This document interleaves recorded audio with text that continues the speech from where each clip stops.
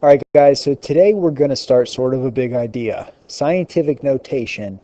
This is one of the most practical and common um, uses for exponents in real life. It's used a lot. And there's kind of a lot to just understanding how to write a number in scientific notation. So I'm going to try and go fast. So let's get into it. All right, scientific notation is used to simplify really big numbers or really small numbers, such as the one you see in front of you. These are numbers that are used in science, maybe looking at the universe and measuring things in space. So scientists don't like to write these gigantic numbers very often. They'd rather simplify them, and they do that with scientific notation. Now, here's how you would write a large number in scientific notation. First, we would write the first number all the way to the left, then a decimal point, then all the non-zero numbers that follow it. So that would be a 7, then a point, then a 5. All right. Then we would write times 10 after that. Then we would write an exponent after the 10 that's equal to the number of places that follow your first number. So if we count these up, we have 1, 2, 3, 4, 5, 6, 7, 8, 9, 10, 11, 12, 13, 14, 15, 16, 17, 18, 19. So this would be 7.5 times 10 to the 19th power. That's all there really is to writing large numbers in scientific notation.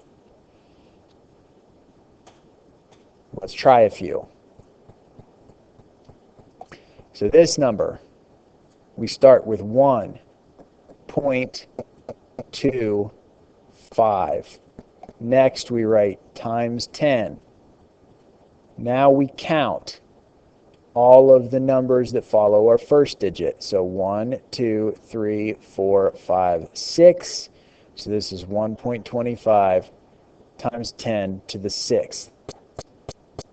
All right, here we are over here. So we write 3.6. We write times 10. Then we count 1, 2, 3, 4, 5, 6, 7, 8, 9. All right, so this is 3.6 times 10 to the 9th. Down here we write 4.2, and we count 1, 2, 3. So this is 4.2 times 10 to the 3rd. Here we have 1.7842. We write times 10. Then we count 1, 2, 3, 4, 5, 6, 7, 8, 9, 10, 11, 12, 13, 14. So this is 1.7842 times 10 to the 14th. All right, if you can remember those steps, writing in scientific notation is no big deal.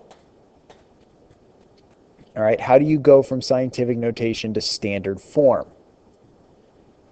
Okay, standard form means just a regular number, so we reverse the process. So say you have the number 7.13 times 10 to the 8th. First, we get rid of our decimal point. We just write the number how it is without a decimal point. So we have 7, 1, 3.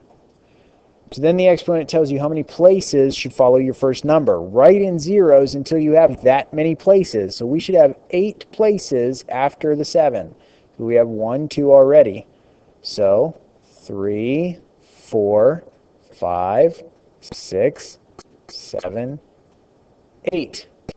All right, that's all there is to it. Let's practice some of those. All right, 5.62. So we start with just 562 without a decimal point. We need 6 places following the 5. So we have 1, 2, 3, 4, 5, 6. All right. 3 times 10 to the 10th. So we start with a 3, and we need 10 places to follow the 3, so we just write zeros. 1, 2, 3, 4, 5, 6, 7, 8, 9, 10. All right. 1.457, we just write 1.45775, I'm sorry. We need 3 places to follow the 1, and they already do, so we don't need any more zeros. 5.88 times 10 to the 16th, I'm going to give myself some space. So we have 588. We need 16 places following our 5, so we have 1, 2, 3, 4, 5, 6, 7, 8, 9, 10, 11, 12, 13, 14, 15, 16. All right, moving on. How do we write super small numbers in scientific notation? So these are the types of numbers, something like this. They're used probably by biologists who are studying cells, really super tiny things. So how do we do that? Step 1 is we move the decimal until it is to the right of the first non-zero number. So in this number, we would have 3.2. Right times 10. Write an exponent that is equal to the number of spaces you had to move the decimal with a negative sign. So we had to go 1, 2, 3, 4, 5, 6, 7, 8. So our exponent is -8. All right, and then erase all the zeros if you're doing this by pencil on your paper. So that's all there is to that. When we practice some of these.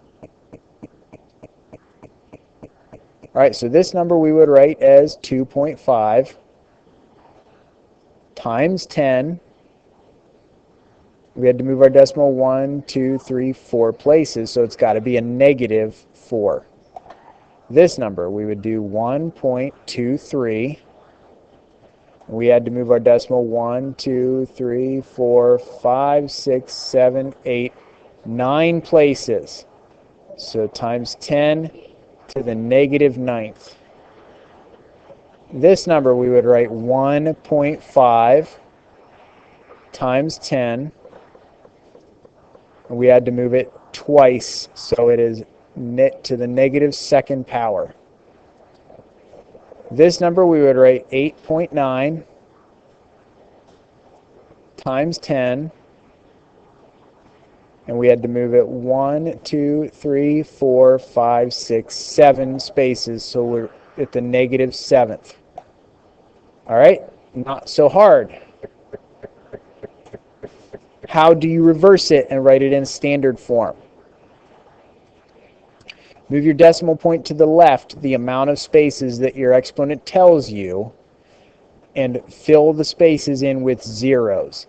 There's a nice little hint here. There should be one less the amount of zeros that your exponent is. So if your exponent is 6, like in this number right here, we have 3.25 times 10 to the -6. There should be 5 zeros. So if we just write 0, not counting that placeholder 0, 1, 2, 3, 4, 5, and then 325. I think this hint right here is invaluable. All right, it's really going to help us out with doing these. Let's practice these and then we'll be done. All right, 5.1 times 10 to the -4th. So 1, 2, 3, 5, 1. Okay. 3.147 times 10 to the -8th. So decimal 1, 2, 3, 4, 5, 6, 7, 3147. All right, 7 times 10 to the -10th. Decimal 1, 2, 3, 4, 5, 6, 7, 8, 9, 7. And finally, 5.6841 times 10 to the -3rd. decimal, 1, 2, 5, 6, 8, 4, 1.